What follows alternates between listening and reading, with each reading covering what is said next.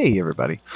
I know this year everybody's looking for a good costume, and if you haven't found one, you should found one by now. I mean, Halloween's next week, people. Anyway, we found a really high-class guy to read off a list of sexy costumes that really shouldn't exist, and please don't wear these. So, take it away, fancy guy. Yes. Okay. Number 1, sexy killer whale. Number 2, sexy corn on the cob. Number 3, sexy Olaf from Frozen. Number 4, sexy Bert from Bert and Ernie. Number 7, sexy kind of biscuits. Number 8, sexy crayons. And number 9, sexy Sudoku puzzle. Thank you. Okay, wow, that guy has the personality of a wet dishcloth. Anyway, Night of the Horror. You're all invited. They're coming to get you, Barbara.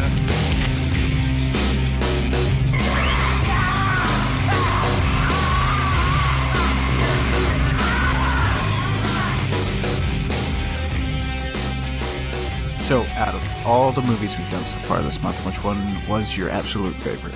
There's only 3, so you have 3 to pick from. I don't know why I said all the movies. Like we've done 1,000. Scary wise, I'm gonna have to say Nightmare on Elm Street. Really? Movie wise, with story and everything, I'm gonna have to say Halloween. Oh, okay. See, I thought you would have chose Halloween as the scariest because you got your shit scared out of you on that episode. Yeah, but Nightmare scared me like on a deep level. Oh, okay, like on a psychological. Yes. Ah, that's cool. So, obviously, the theme this year has been slasher movies, and we're going to kind of talk about that today. Welcome to Night of the Horror File. I'm Lee. This is Brittany over there. Hi. This isn't a visual medium, so I don't know why I'm pointing, but They can't see you. we've been drinking a little bit. That's what casual horror is. If you're just joining us, casual horror is where we just sit back and we just shoot the shit about horror movies. Sometimes we answer your questions if we have them, and just random stuff. It's casual horror. You know, like if you picked up someone at the bar and then you go home and then... you don't need to know that. But You don't need to know about our first you don't date. need- Yeah, that wasn't it. No, it was an IHOP though. It wasn't as cool as a bar. Hey, I had 2 kids. Hey, that's true. I couldn't just go to the bar.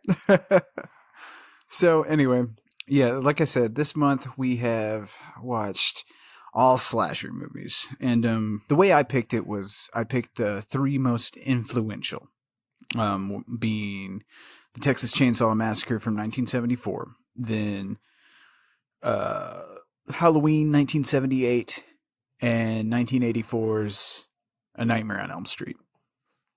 Those, I think, were the game changers of the genre, but they weren't definitely the only slasher movies. There's a ton more. I mean, you even have Friday the 13th worked in there, but, you know, we didn't... Oddly enough, Jason was absent this year for a whole month based on slasher films, but there's only so much we can do. We're only 2 people. Yes, and we only have a certain amount of time. But don't worry, we have lots more Jason coming for you. I did over on Fresh Popcorn, our sideshow. I review independent horror movies, which you should go check that out if you want to know more about some independent stuff that might not be on your radar. I watched the fan film Never Hike Alone, which is a Friday the 13th fan film, and it was... Wow, that shocked me. It was actually very good. Very good.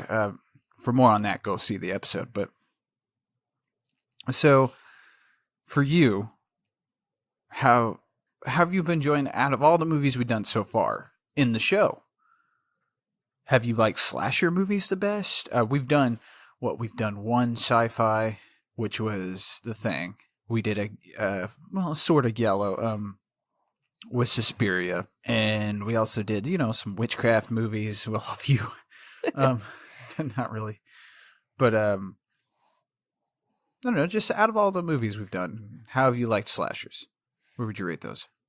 I think slashers are my favorite. Yeah, so far, slashers are, and that's why I kind of chose like slashers for the month too, was because that's what I grew up on, like Freddy, Jason, Leatherface, Michael Myers, all those guys.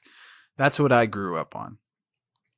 And I feel like, I'm go sorry, ahead. I feel No. like those are like the most popular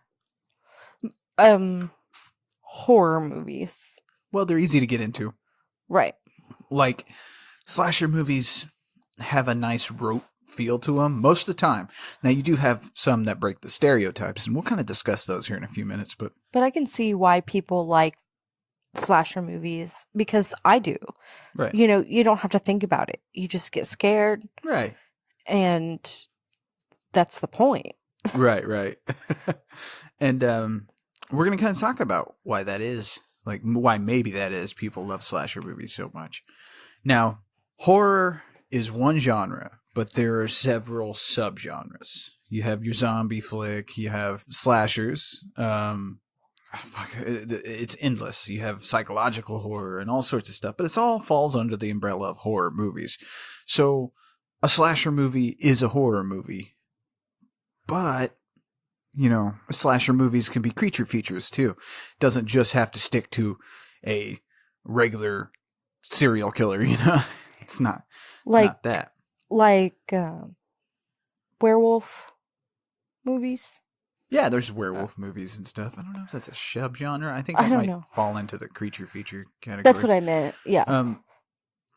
Werewolf movies are their own thing, and we will tackle those pretty soon on the show. But I guess out of all the movies that we've done this month, I'd have to say, obviously, Texas Chainsaw Massacre is my favorite.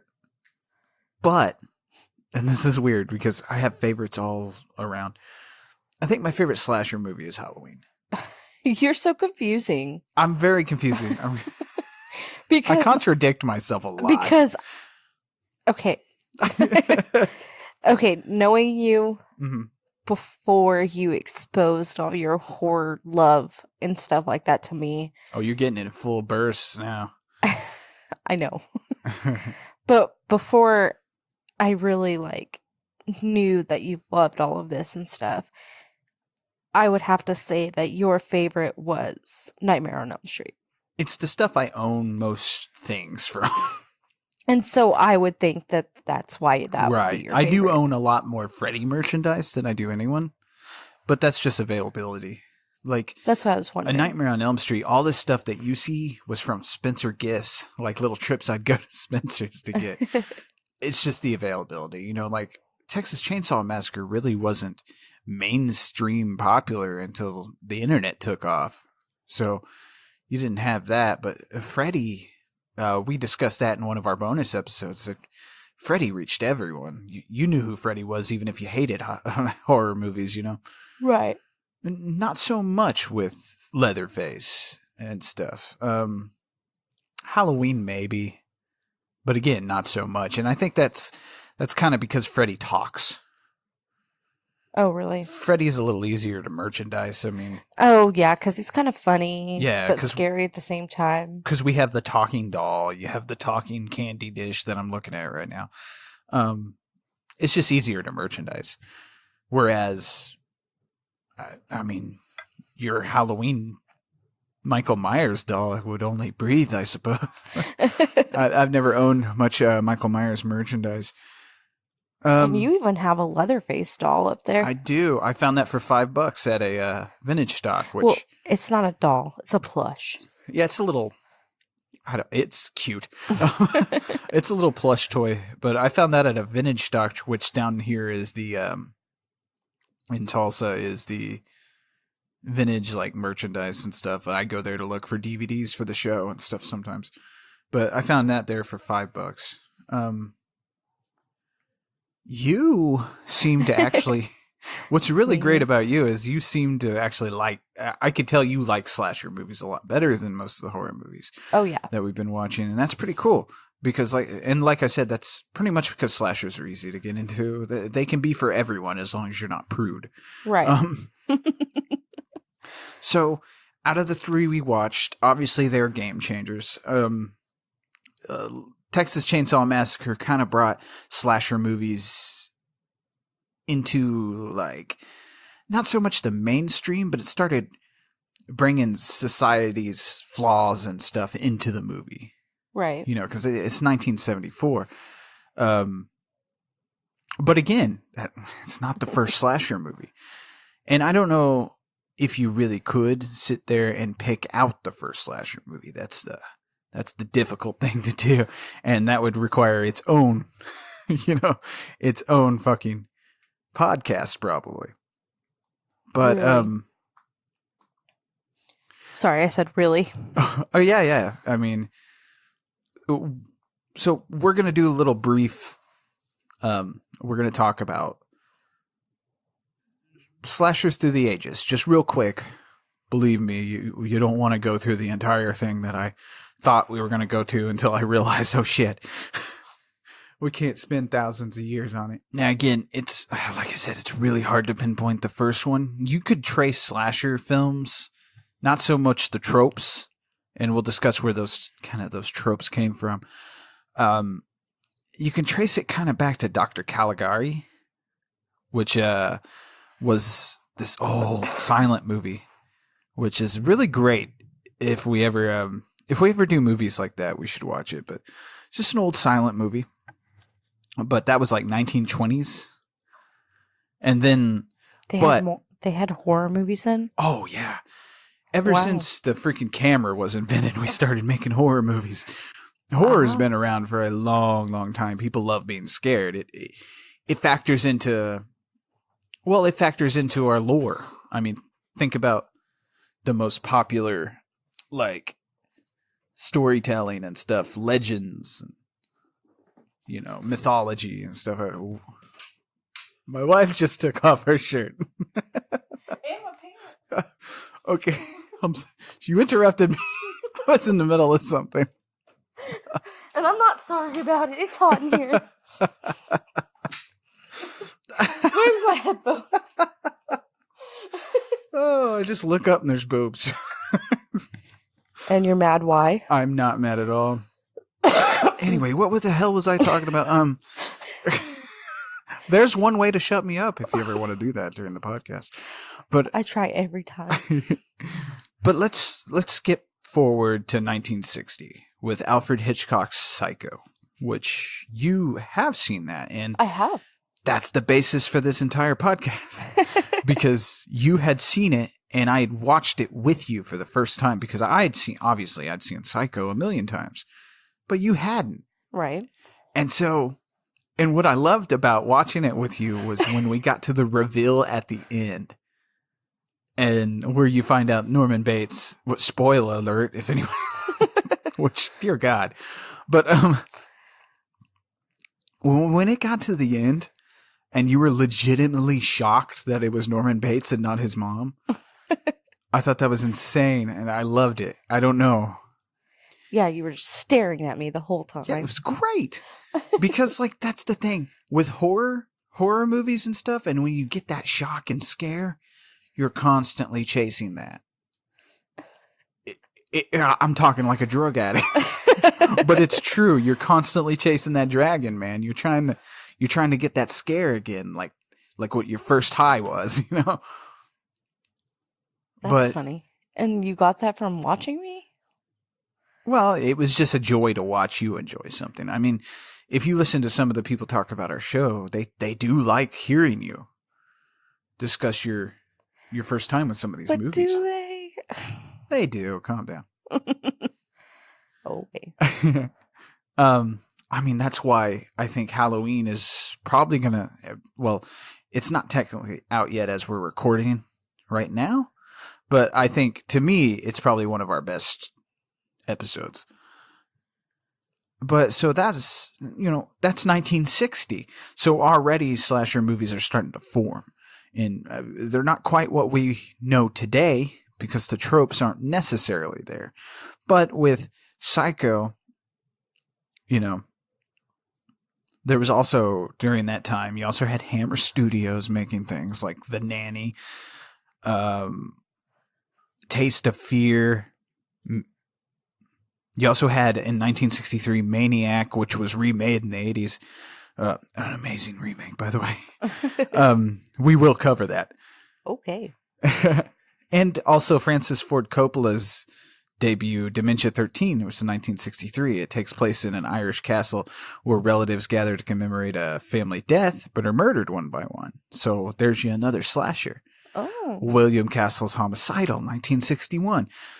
So I would say the 1960s. Now, all this is my opinion. I'm not a movie historian or anything. I guess that would be great if I could be. But I would say in the 60s is when we saw slasher movies start to kind of formulate, like starting to pick up.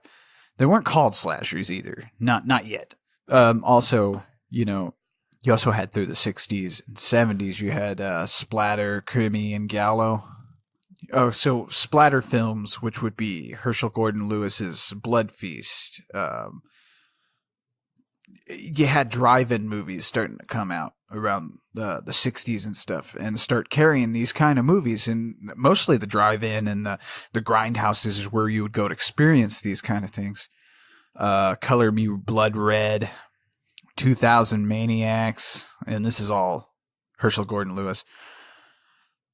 So let's get out of the 60s because like it's been forever there. And let's kind of touch on exploitation films. The early 1970s, which exploitation films, I always use the words exploitation to explain B movies. Oh, okay. Because I didn't know what you were talking about. Right. Now, an exploitation film is exactly how it sounds. It's exploitive. We have watched one with a... now, it's not necessarily meant to be that way, but it is. I Spit on Your Grave. That's a good... It's an example. Okay. Yeah, so just the movies that take something and exploit it. Like, in 1970 you had And Soon the Darkness. That kind of set off the 70s exploitation wave. Because basically what these films would do is they would take a small budget and maximize it with gore and like just crazy shit, exploiting sex, violence. They're your classic just balls to the wall movies that aren't there to entertain you with their plot. let's just say that. So obviously around this time in the early 70s you had the Flesh and Blood show, Frightmare in 1974, House of Mortal Sin 1976, Schizo, I think I'm saying that right, 1970. I've always said it that way. In 1976. And the comeback in 1978. And among those, we had the Texas Chainsaw Massacre, which you could count as an exploitation movie, sort of, but not really. So then it is, or it's not really, because I'm trying not to malign exploitation films because I fucking love them, and I wish we had grindhouses. I wish we had those still. We have a drive-in, but I think our drive-in has only been playing the animated movies lately. Back-to-back animated movies, by the way. And whatever Marvel movies out. Yeah, and I'm sorry, but the way a drive-in should work, and you can disagree with me and tweet me if you want. The way a drive-in should work is that you have the family flick up front, and then, something for the whole family to enjoy, and then afterwards... when it starts getting late, that's when the adult flick comes on. And not adult as in porn, but adult as in, like, fuck, okay, here's an example. We went to the drive-in theater one year, me and my family, and we saw, which, by the way, our drive-in movie exploitations were, oh my God, they were hilarious, because when I think back, we were so delightfully white trash. My dad and my mom would bring lawn chairs and pop them up inside my dad's pickup in the bed, and they would have this big bag of popcorn for us kids, and we'd all sit on a blanket and watch the movie. Because your parents were awesome. Oh, they were great. They exposed me. They still are. Yeah. They exposed me to all this stuff. They've been begging, and I wish I could have fit it in this month, but I don't know, maybe next month. They've been begging me to do Terror Train, which is way underrated, and it's one of the Jamie Lee Curtis post-Halloween movies. Anyway, that's beside the point. Let me not go on a tangent. But the way it works is, so we watched one day or one night, we watched Casper. Oh. And then afterwards, they showed a reshowing of Alien 3. Oh, that's cool. Yeah, so you'd have, the family flick, and then the adult one. Right. And it wasn't always a G-rated movie up top. It was sometimes something that mom and dad would want to watch, and then something for the rest of the family. We were always there for the slasher movies. But no, so, I wouldn't count Texas Chainsaw Massacre as an exploitation film. That's just me. Because it has something to say. It's a deep movie on a couple of levels, which go check out our episode on the Texas Chainsaw Massacre for more of that. So, moving on. Then you have, and through these you have slasher movies as well. Then we get to Black Christmas. And we'll cover that. Which, okay, I know a lot of people will be like, oh, that's the first Christmas-themed horror movie. It's not. And also, I'm leaving out a lot of other famous movies, like The Hills Have Eyes and a lot of other things, which we'll cover one day, but not right now. I don't want to drag this out too long. We have other things to talk about. But yeah, in 1972, you had Home for the Holidays. Also in 1972, you had All Through the House. 1973, you had Silent Night, Bloody Night. And then Black Christmas in 1974. So you had so imagine that. You had 3 years there with 4 or 5 Christmas-themed horror movies. Horror slasher movies popping out. And Black Christmas from 1974, it uses horror and the slasher, which wasn't technically revolutionized yet, we'll talk about that, as a board to debate social topics like feminism, abortion, and alcoholism. The killer was inside the house gimmick was deployed here. And shit, really? Yeah, it's great. The more you talk about this movie, the more I want to watch it. Oh, we will. That's actually, I soon? might as well spin the fucking beans. That's our Christmas. That's one of our Christmas movies. But can we watch it before then? Yeah, we can watch it before then. That's fine. Because you keep talking about it and keep wanting to watch it. Oh, it's great. And the original's great. Go see, it's one of our casual horrors where I ranted 5 minutes about that remake. It's like every episode we talk about this movie. It is. It pops up a lot because it shapes what's to come. Because also in Black Christmas, this is where the slasher movie kind of used snow. Well, yeah. I'm just kidding. But it also used that. Wait, did it? Hang on, let me look at my notes. Did they kill somebody with an icicle?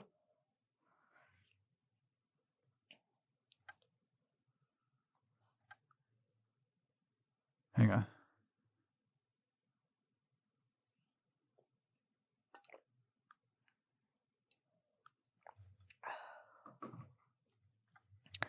That's some good wine. Just getting drunk on Monday night. Yeah. So it kind of deployed the, young women are terrorized in a seemingly safe environment during an iconic holiday, which makes this movie a precursor to Halloween. Oh. Which Halloween, 1978. Now, I think I stated this on our Halloween episode, but Halloween wasn't the first slasher, as we just covered. Right. But Halloween really revolutionized the slasher genre. It really gave us more of the tropes and kind of shaped what would come into the golden age, which begins with Halloween in 1978, the golden age of slasher movies. And this is between 1978 and 1984. There's over 100 similar films released over the 6-year period. Holy shit. Yeah. Most of them received negative reviews. A lot of Golden Age slashers, though, were super profitable. And a lot of them have these huge cult followings, like Sleepaway Camp. Oh, shit. You have The Burning and stuff like that through this period. So we don't really have to talk about Halloween. Just go see our episode on that. Right. Man, there's a lot of movies that came out in 1978. Oh, yeah. There's a ton. Like I said, the Golden Age. 1979, you had Tourist Trap, which was super unsuccessful at the time. Poor old Chuck Connors. Chuck Connors from the TV show Branded, which you wouldn't know. It's an old TV show. Branded, marked as the one who... Sorry, I love that show.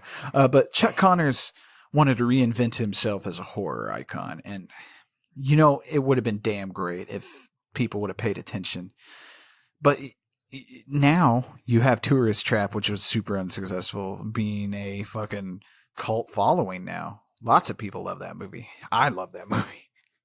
But that was 1979. You also have The Driller Killer during around this time and stuff like that. And then you got 1980. So 1980, the election of Ronald Reagan brought in a new age of like conservatism that ushered in this is kind of where you start seeing people getting kind of concerned with violence on film. And the slasher movie was at the height of the commercial power, and it became the center of all that. So a lot of people started attacking slasher movies up high, like Friday the 13th was lambasted. All these movies were attacked for being, terrible and stuff. Gene Siskel and Roger Ebert hate slasher a lot. They hate a lot of slasher movies. Roger Ebert actually loved Halloween, which is cool. You know what? And I rip on Siskel and Ebert a shit ton. But in reality, I do like most of the reviews and stuff. They're good. It's just there's a few things they did and stuff that I don't really agree with, but they're dead now, so who cares? Oh, they're dead now. It's okay. But yeah, now you got 1981, My Bloody Valentine. I said that wrong. My Bloody Valentine, The Burning, as I said earlier, box office failures. And this was after the Friday the 13th success. That's what they were riding on. But The Prowler, God, it just goes on and on. Really just go and look up a list of all these movies during the Golden Age. Because in order to sit here and list them all off, it would take several hours. The Golden Age. Look it up. Learn it. Look it up. Love it. Exactly. That's where most of our movies that influence other movies come from.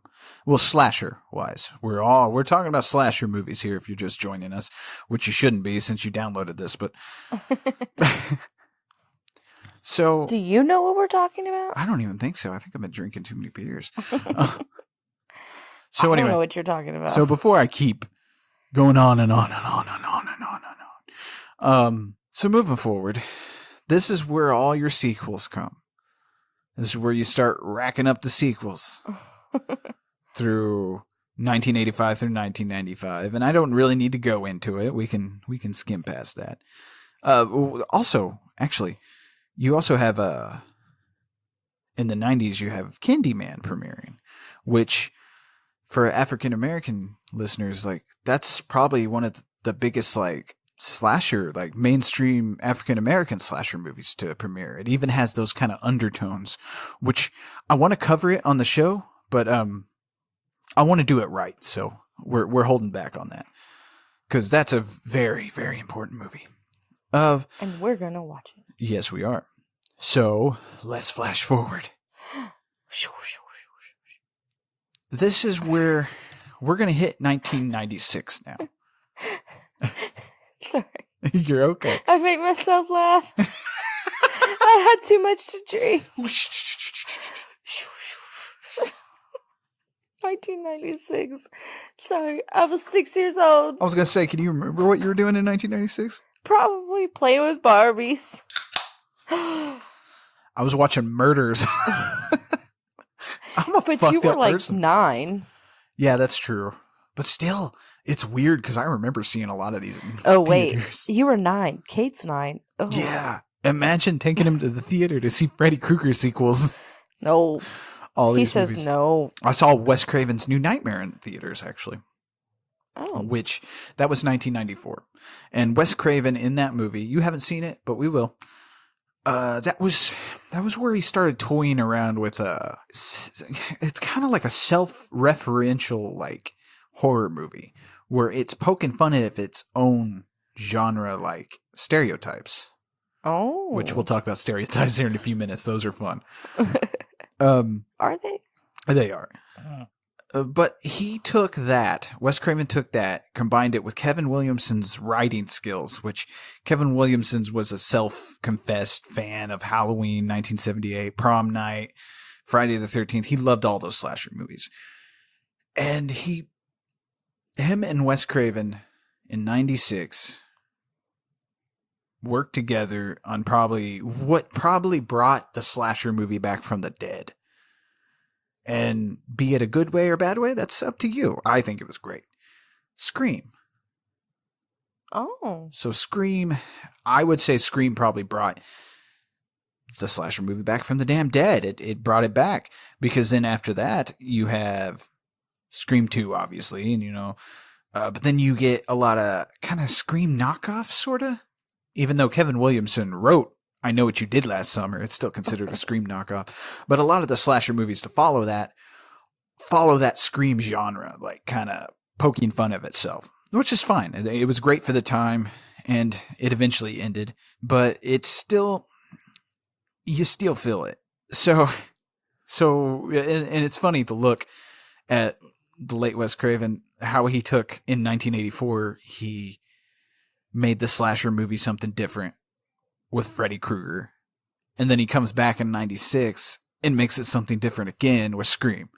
With Ghostface. Completely different, I feel like. Huh? Completely different, I feel like. Oh, yeah. That's something you can say about Wes Craven. None of his films are the same. That's the one thing that I really like. It's a mixed bag. I do like that. Yeah. So, and this goes on to the present. You had the juggernaut Freddy versus Jason, which was highly anticipated from like Jason Goes to Hell. They teased it, and then finally in 2003 we got it. But no, and we're still pumping out slasher movies. Final Destination, even though that was 2000, that was years ago. But Final Destination is a slasher movie. Now the slasher, the killer being death.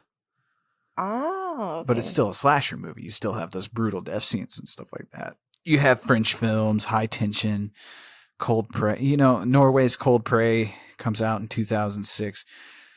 And it just keeps going. And slashers don't slow down. We at least get some. Lately, though, it seems like remakes and reboots of slashers have been taking the mainstream, which is kind of sad because a lot of these independent features, which like, the Ranger, for example, is on Shudder.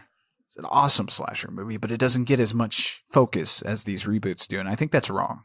And you can blame the success of the Texas Chainsaw Massacre remake back in 2003, probably for the rash of redos we have now. Oh, really? Yeah, but we're gonna dwell on that. Let's go forward. So, obviously, like I said, it's hard to pinpoint the exact first slasher movie. And it's hard to pinpoint when it stops because it just keeps going. Like I mentioned in one of our episodes, film has to constantly evolve or it dies. What? So, obviously, you've watched the slashers this a month. What other slashers have you seen? I don't know. None? I haven't seen anything. Well, you've seen Scream, right? Yes. Okay, Part cool. of it. There's one. Did you say not Saw? Never mind. Well, Oh, Saw. Final Destination. Sorry. Yeah, You said Final those are slasher movies? Yeah. And I've seen a lot of those. So there you go. So you've seen some without really knowing it. So let's talk about Scream. Okay. In Scream, there is a character. Drew Barrymore. Well, yeah, she gets gutted at the first scene, though. I'm okay with that. You don't like Drew Barrymore? I love Drew Barrymore. Oh, okay. I was just happy she was in it. Answer the phone. Let me see those lips, girl. You only watched the first few minutes of Scream and then left, didn't you? I said I only saw part of it. My mom took me to watch that in the theater. Have you seen her lips? Yeah. Oh, talking about Drew Barrymore. So How I anyway. want to lick her lips.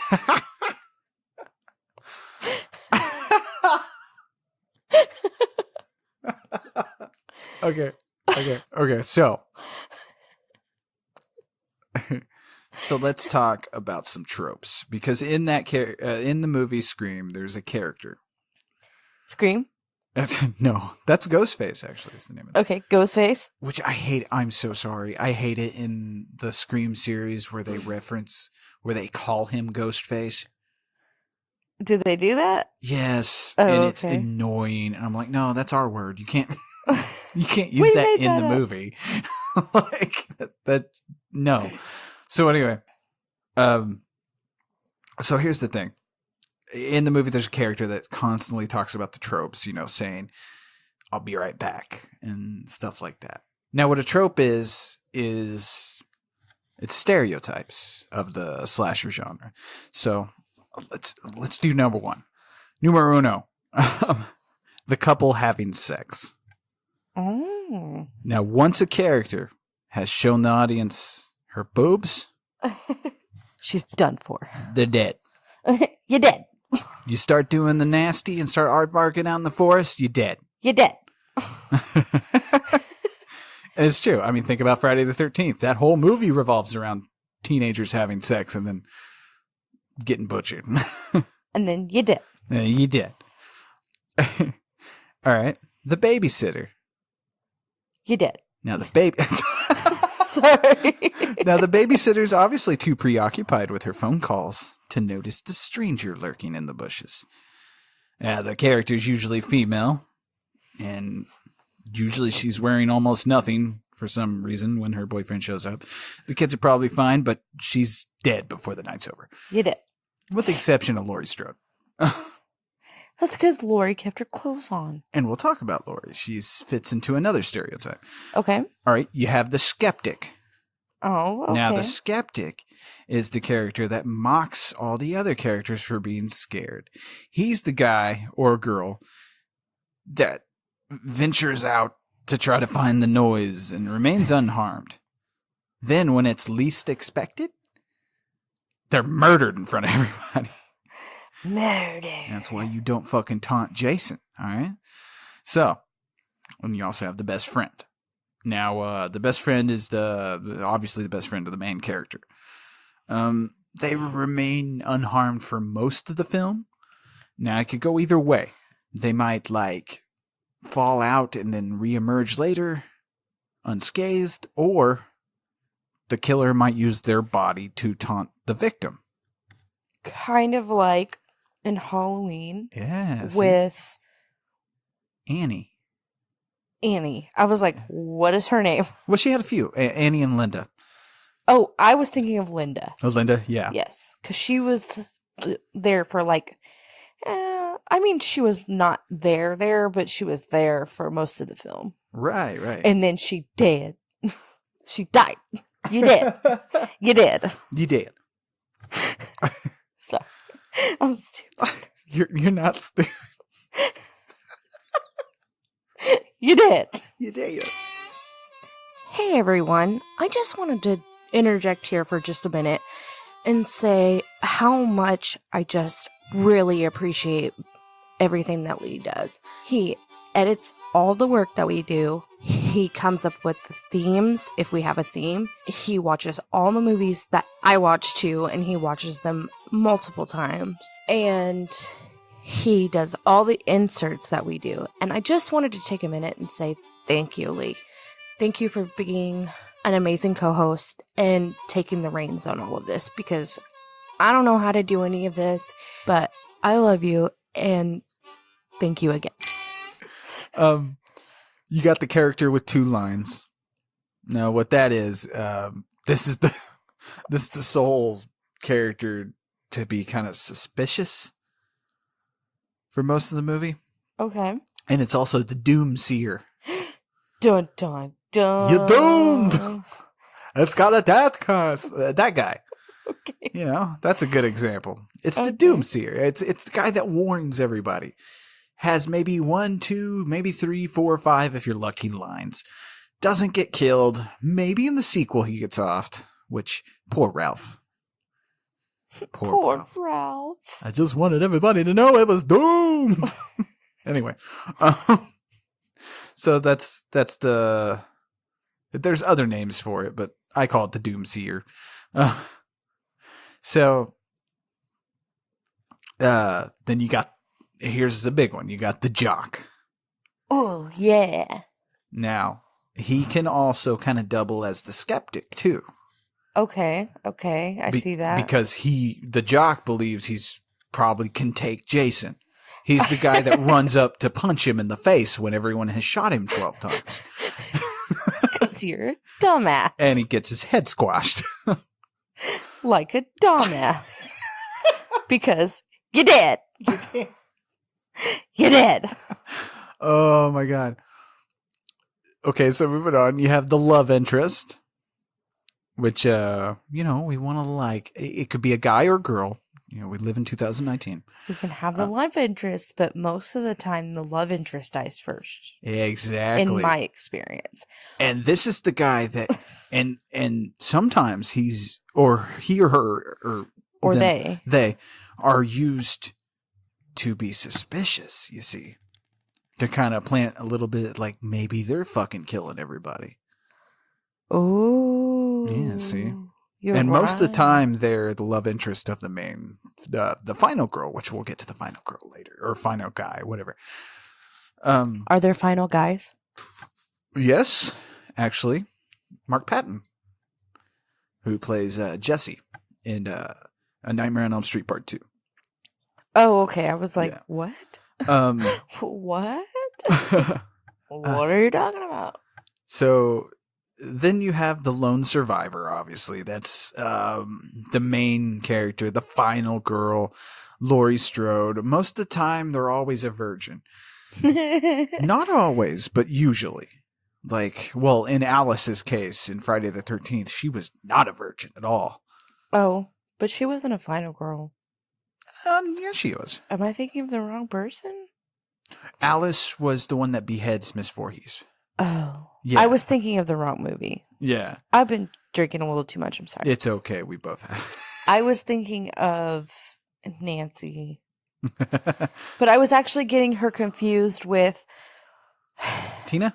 Tina. Yeah. There you go. I see the confusion because she does kind of feel like she might be our final girl at the beginning of that movie. Yes. Because all the stuff centers around her, but then in the end, it ends bad. She did. She did. So, okay. And then obviously you have the killer. There's always a killer. What? There's a killer? Be it supernatural, be it just a dude in a mask. There's sometimes a troubled past. There's sometimes some people that played a prank on him and he's pissed off about it. Sometimes he's died in a fire or... And most of the time, actually, it's surprising, but most of the time they're not supernatural. People believe they are dead, but they're not. In Jason's case. They're not dead. They're not dead. Sorry. Sorry. Oh my God, you made me Dom DeLuise laugh into the microphone. I don't know who that is. Are you leaving this all in? Oh, yes. Oh, Jesus. Okay. Even the boobs? Yes. Oh, God. Okay, so some more tropes, and you're going to love these. Oh my God. You drank that whole bottle of wine. It's like one glass. Brittany is very drunk. Shh. So here's some more, and you'll like these ones. Now, adults are useless. Yeah, adults I don't know did fucking notice nothing. that. They won't fucking believe you when you're telling them Freddy's trying to put some claws up your asshole. They don't And- give a fuck. And along with adults being useless, police are fucking useless. That's what I was thinking when you they're said fucking adults. terrible in this movie. When you said adults, yeah. I was thinking of Friday the 13th when the police officer was there. Y'all smoking the weed? They're always more concerned with the teenagers doing stuff other than like they're all being murdered. See Friday the 13th part 6 where fucking Tommy Jarvis is telling the dudes, Jason's back, he's killing everyone, and they don't believe him until one of them gets killed. So, police are useless, and it's always up to the final girl to actually stop the killer. It's always up to the final girl. Or final guy. You have the asshole victim, the one that we're rooting to be murdered, and usually they get murdered in the most brutal way. There always seems to be a barrier busting blow where they break through the barriers. The killer. In Jason's case, that's a lot. He busts through doors, he busts through windows, all sorts of things. Freddy busts through the window Right. a couple of times. Yeah. Some of these guys have cool masks. That's not really a trope, though. But most of them do have masks on.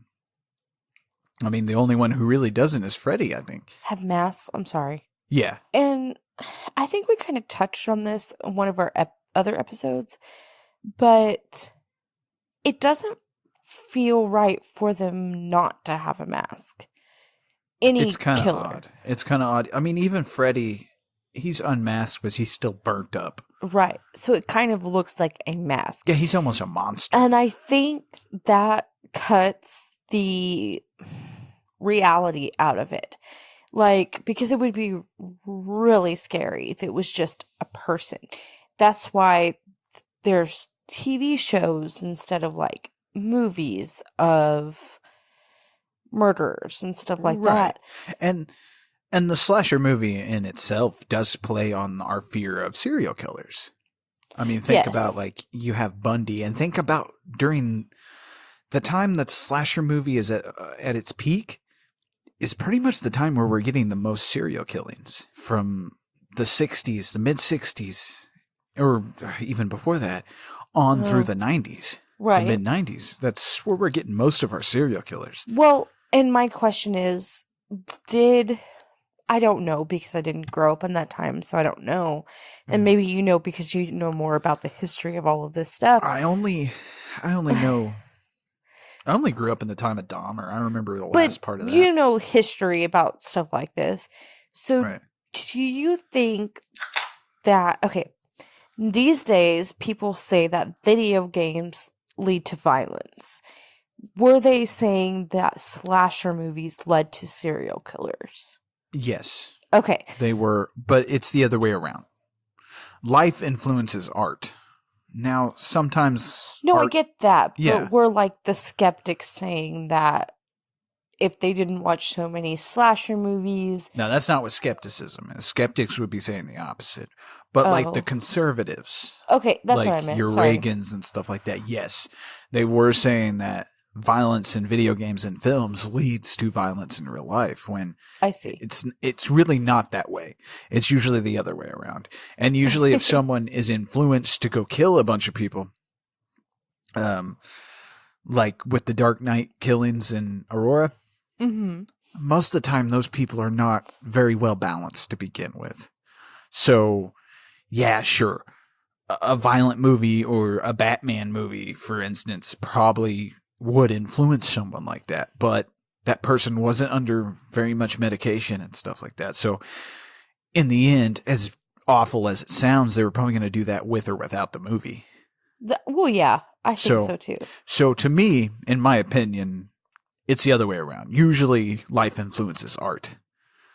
Like in the case with the Texas Chainsaw Massacre. I mean, think back to that episode, how I told you all the stuff that influenced Tobe Hooper to create that. You had mass shootings. You had Ed Gein, the Butcher of Plainfield.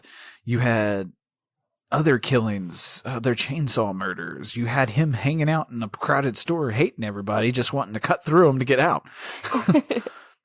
It's a culmination of stuff that influences the movies. I understand. Okay. Right.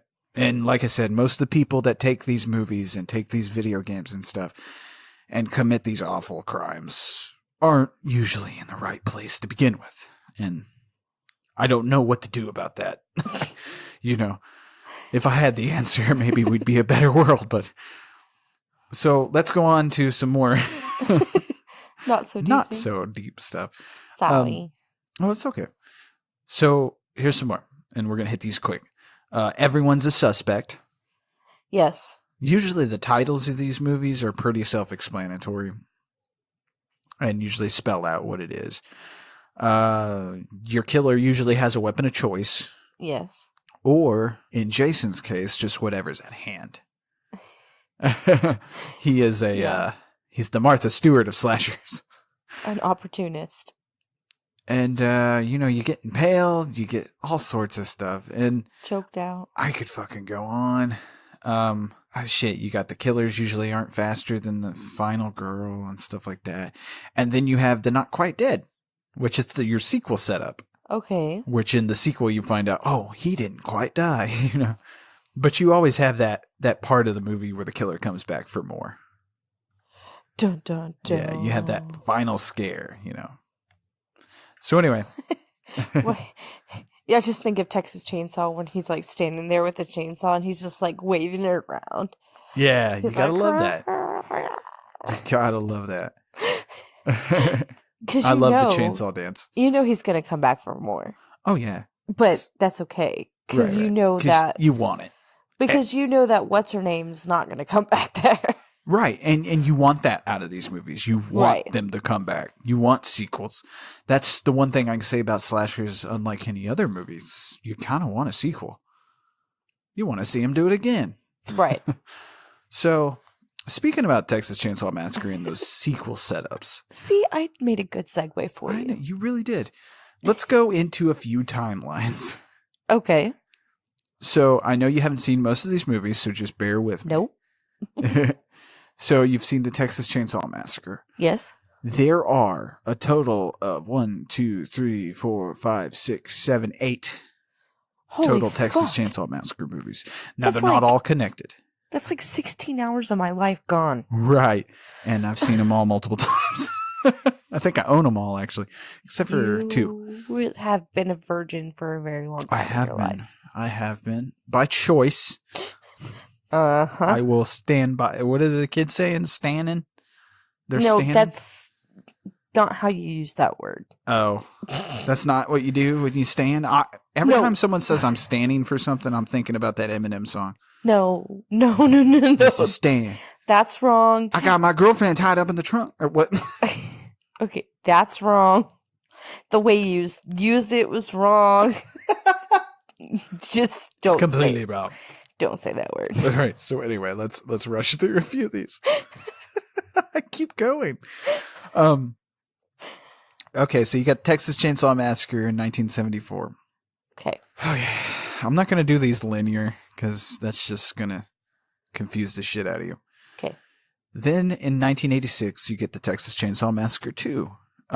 Also directed by Tobe Hooper, and it's a lovely sequel. I don't know why people hate it. Well, most people don't. But then you move forward to 1990. Now this Leatherface, the Texas Chainsaw Massacre 3.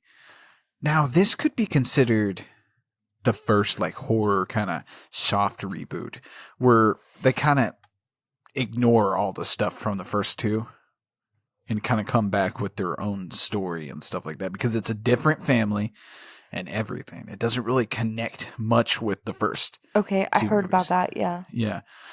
So then you move on to Texas Chainsaw Massacre, The Next Generation, 1994. Okay. Now this movie's famous because this was one of Renee Zellweger and Matthew McConaughey's first movie. Matthew McConaughey? Yes, we are going to cover it because Matthew McConaughey is in this movie. I love him. And he is psychotic and killing people. Perfect. He crushes a chick's head. Perfect. He is licking people all sorts. Ugh. I mean, he's gross. It's okay. amazing. He could lick me if he wants. But That's a conspiracy.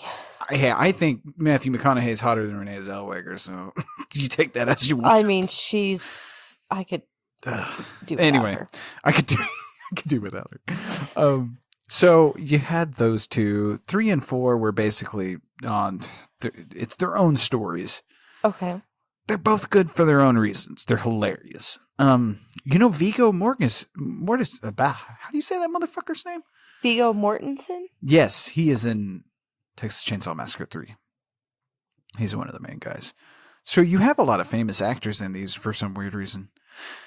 So fast forward to 2003 with the Texas Chainsaw Massacre reboot, which it's a good movie. It's just fine. It's just not the original, and I'm fine with that. I actually really enjoyed the reboot.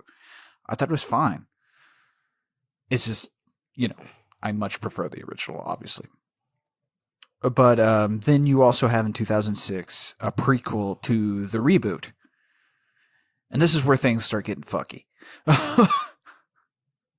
Okay. You have a prequel to the reboot, right? In 2006, Texas Chainsaw Massacre: The Beginning. That's then weird. flash forward to someone got really high and decided it would be a good idea to go back to the original and start making sequels to that.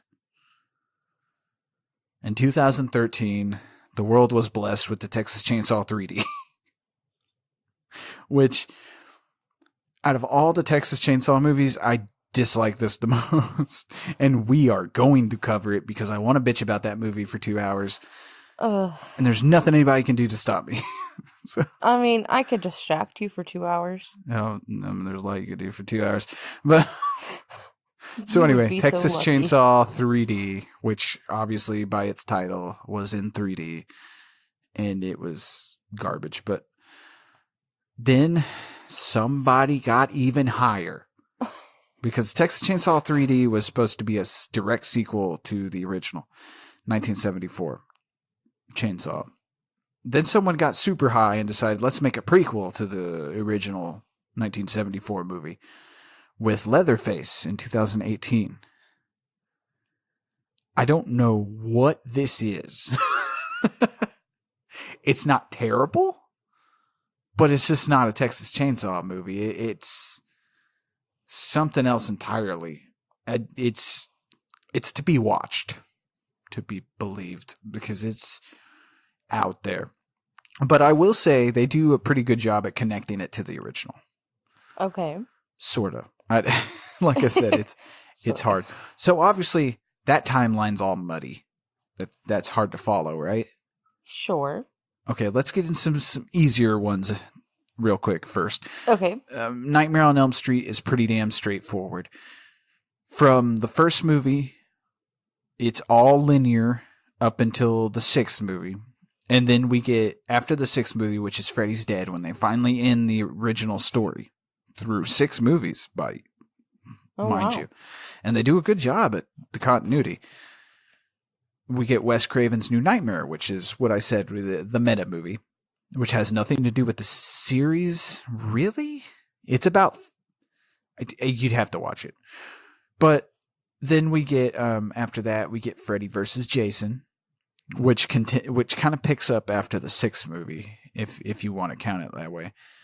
And then in 2010, we got the reboot, Nightmare on Elm Street reboot, which we're going to do an episode or something on that because I've got to talk about how that is a gross movie. Okay. And not in a good way. It is very depressing and terrible. All right, so. And then we got Friday the 13th, which, like I said, this is an easy one too. It's linear up until part 9. And then it gets a little muddy, but not really. Because then you get Freddy versus Jason, where the two combine. Then you get the reboot, which is, it's all right. But then after that, you get Jason X. And the way I'm reciting these is not the year they released. It's more how the story plays out. Okay. Because the reboot kind of takes place in its own universe, whereas Jason X would have to take place after Freddy versus Jason, if that makes any sense. Anyway, it's just a little muddy. It's not that bad. Okay. So, A Nightmare on Elm Street and Friday the 13th aren't bad as far as timeline goes. Now let's get into one of the weirdest timelines. Halloween. Okay. Halloween has a timeline like a choose your own adventure book. Okay. Because you have 1978's Halloween. Now, depending on what you want to do, you could go to 2018's Halloween, which is the timeline where Laurie and Michael are not related. If you want that, you go to 2018. Dang, that's a long time. I know. But if you do want them related, you go on to 1981 with Halloween 2, followed up by Halloween 4, which we'll talk about Halloween 3 in a minute. Halloween 4. I'm reading these off in linear fashion, not the year they released. Halloween 4, which is the Jamie Lloyd saga, because Halloween 5 continues that. Halloween 6 with all sorts of druids and ancient curses. Weird. Moving on to Halloween H2O. Now you would have to negate Halloween 6, 5, and 4. Okay. You would have to, if you would like, again, choose your own adventure. If you would like Jamie or Laurie Strode to die at some point after the events of Halloween 2, then you get 4, 5, and 6. Because those follow her daughter, and then her daughter's daughter. And then Tommy Lloyd is in the sequel, which is Paul Rudd's first acting job. But if you want her to survive and This go is into so hiding after the weird. events of Halloween 2, This is weird. I'm telling you, then you would go to 1998 with Halloween H2O, Okay. which is Halloween 20 years later. And it's written by Kevin Williamson, I believe, because it's that snappy dialogue and it doesn't work for the Halloween franchise. It's weird. And then you move forward to Halloween Resurrection, which is the abortion of the series. Okay.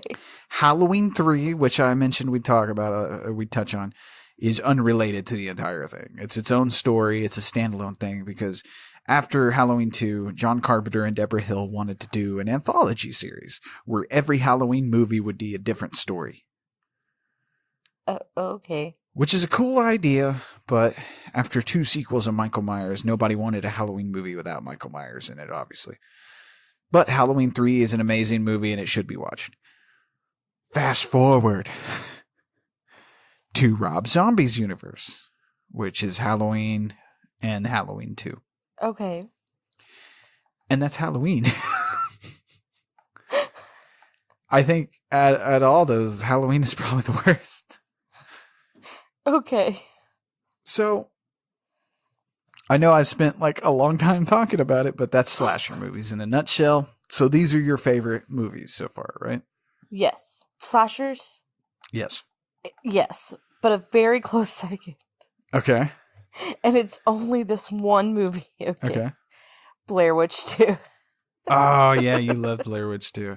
And I think that's just because it's a standalone. Now, is that just your favorite we've done this month?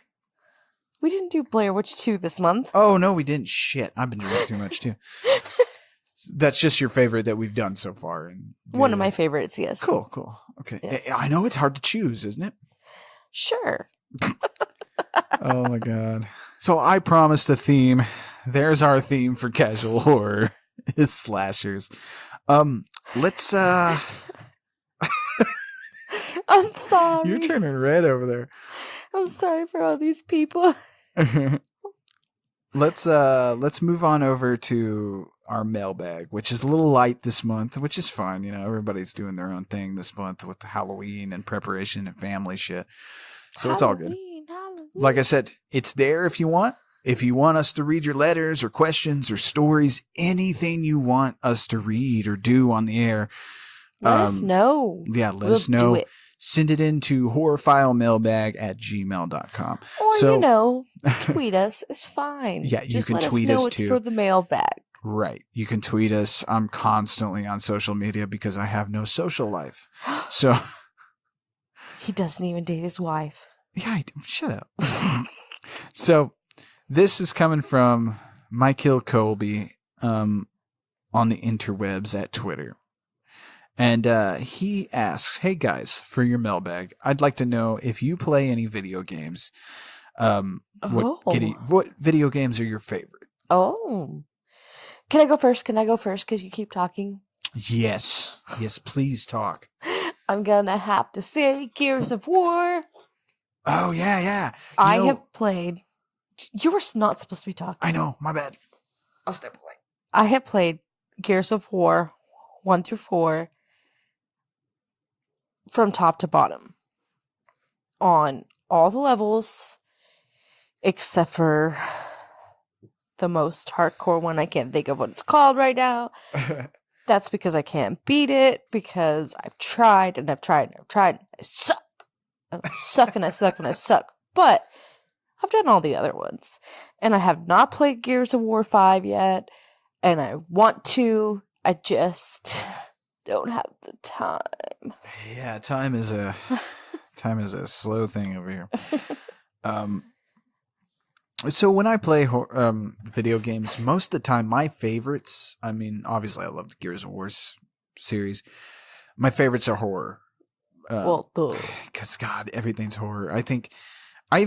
Anyway, I'll get to that. But my favorites so far, right now, I think are that Blair Witch game that came out. I love survival horror games. Those are fun. Any of the Resident Evils are great, except for when it gets into the later series, it starts getting too actiony for me. But, God, pretty much just point at it and it's great. I think I really love that Friday the 13th game, even though it has a lot of problems. And I would say my two favorites are the Friday the 13th game and Dead by Daylight. Oh, okay. By a mile, because I fucking love that movie. I love that game because it's got, I mean, they even put in some of the classic slasher villains in it, and it's so much fun. It's basically you're just thrown in an arena with a bunch of people trying to survive you killing them, and it's just great.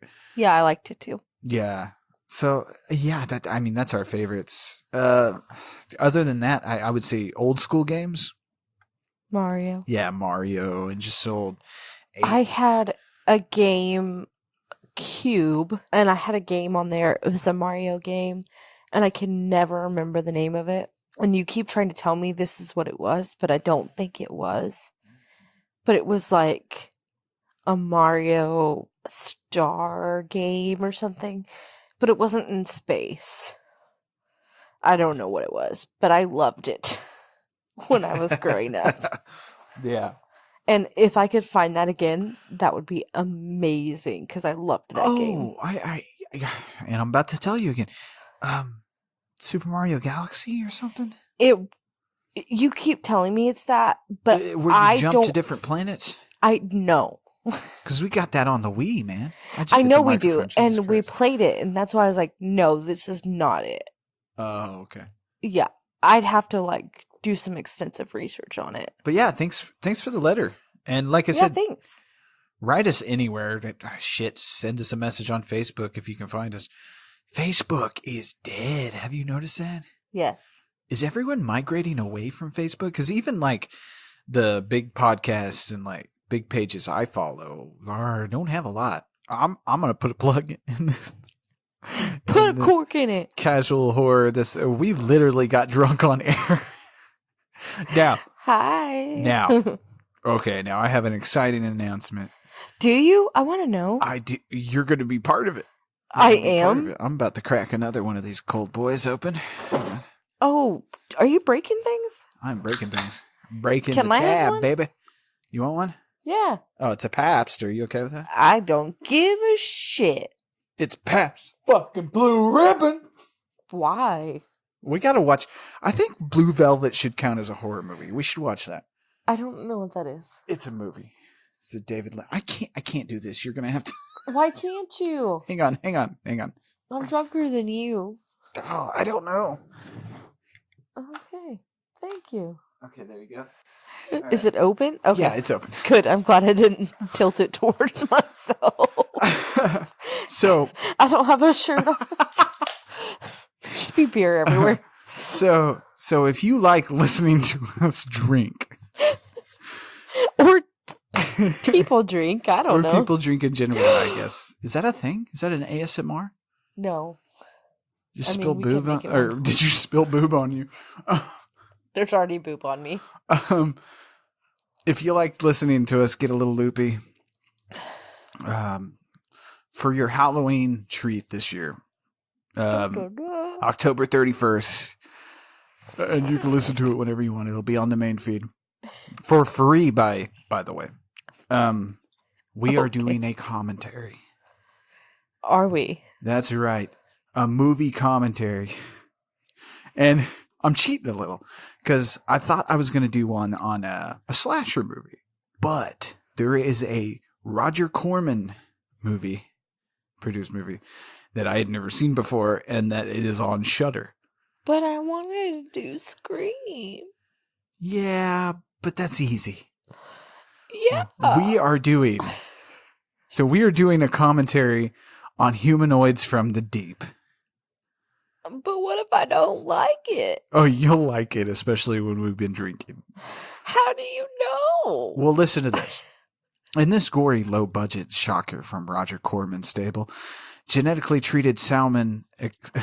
Salmon? Salmon. Salmon? Salmon. Genetically treated salmon escape the plant and are eaten by coelacanthus, who mutate What? into humanoid... Say that again? I don't know how to even say this word. Who mutate into humanoid monsters with giant craniums and sharp claws. The creatures begin attacking teen couples, killing the boys and mating with the girls in some pretty Teen graphic couples. monster rape scenes. Monster rape Total scenes. pandemonium at the annual Salmon Fest. There's a salmon fest? I'm in. So we got monster rape, we got murder, we got gore, we got Roger Corman. We got salmon. We got salmon, motherfucker. You're dead.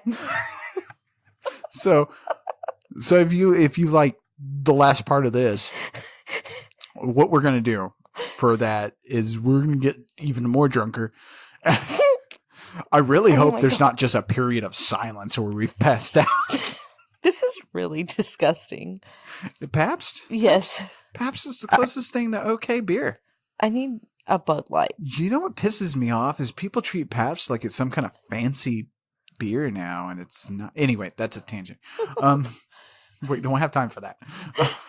And nobody got time for that. So what we're gonna do is we're gonna set it up to where we drink a shot. Now it's up to you what liquor we drink. No, it's not. It's up to you, not the listener. Oh, I thought it was like, No, no, don't they don't choose get like a 151 like Everclear or some bullshit. That's what I'm Because they're saying. demented, and They I don't love get a them for it, choice. but they're demented. I get a choice, and It's your I get choice. the only choice, and my it's the only lady's choice is Jaeger So okay, because I have an addiction problem. so we're gonna be drinking a shot of Jaeger every 5 minutes. Woo woo woo. What do you want to do every 5 minutes? This movie's 79 minutes long. What do you think we should do? You said only for an hour. Well, I'm thinking if we're taking shots, we should just do the whole movie. But every 5 minutes? Yeah. That's like 7:14. Oh shit. Yeah. Oh, no, okay, never mind. Hang on. That's like Okay. 15, 16. Every 10 minutes, because that's like 7.5 shots or something. Thank you. Okay. I don't want to die. You know, We don't have babysitters. we're doing the first thing any podcast has ever done. You're going to Okay. get to listen to us get alcohol poisoning on the show. And you It'll- can't hear Lee throw up Oh, man. because he's silent pukes. Oh, yeah.